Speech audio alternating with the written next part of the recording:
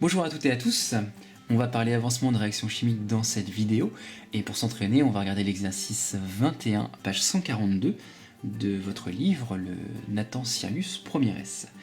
Donc pour bien suivre cette vidéo, vous avez besoin d'une feuille de papier, d'un crayon, d'une calculatrice, d'un endroit calme et surtout de votre cerveau.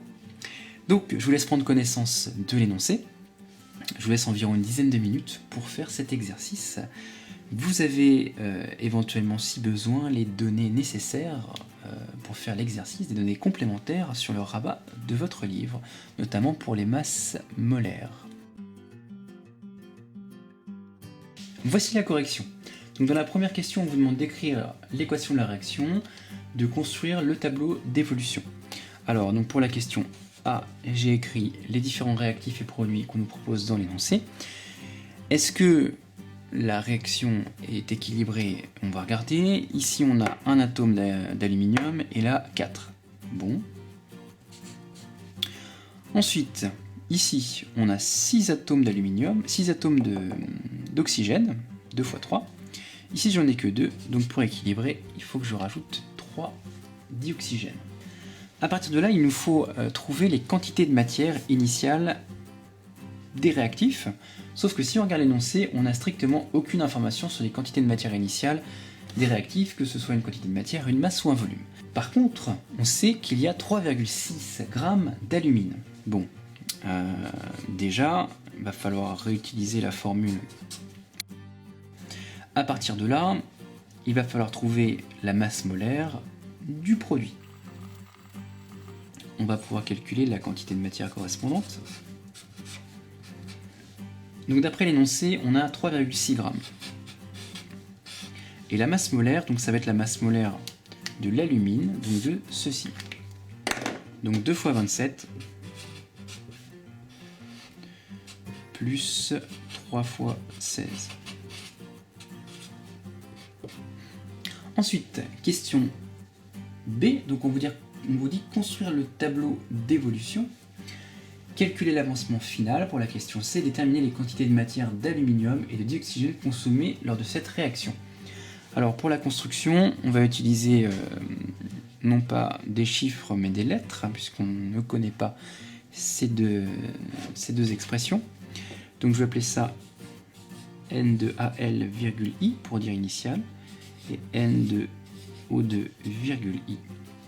Donc on peut construire comme d'habitude le tableau, en faisant attention de bien voir les coefficients stoichiométriques qui sont là.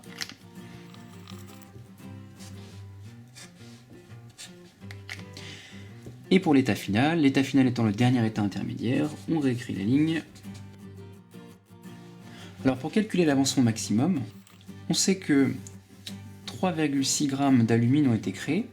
Ces 3,6 g correspondent à 3,5 10-2 mol.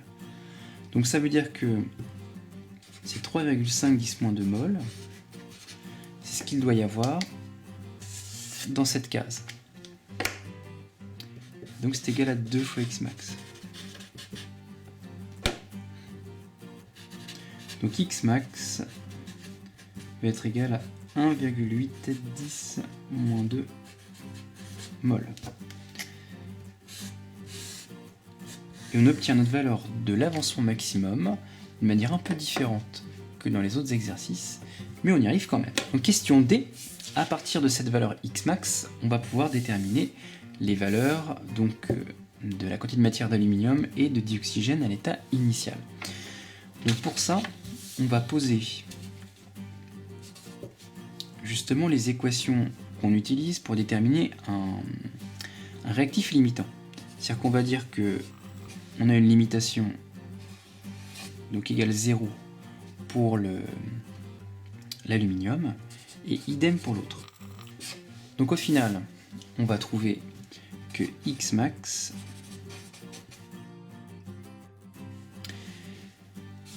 et on peut trouver les valeurs numériques assez simplement. Il suffit de reprendre la valeur de X max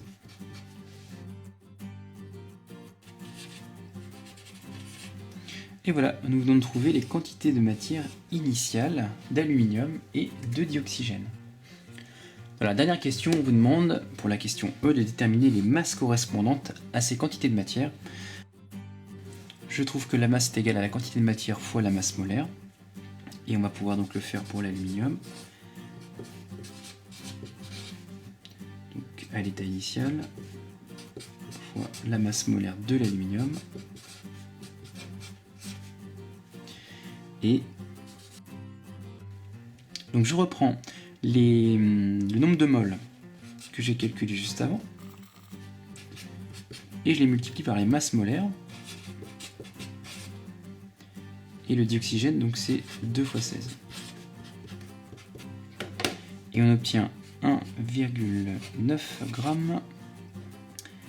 et 1,7 g.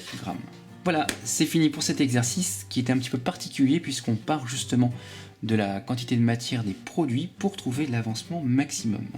Mais au final, c'est toujours à peu près la même chose au niveau des utilisations des formules. Allez, n'hésitez pas à partager cette vidéo sur vos réseaux sociaux. Allez, à bientôt.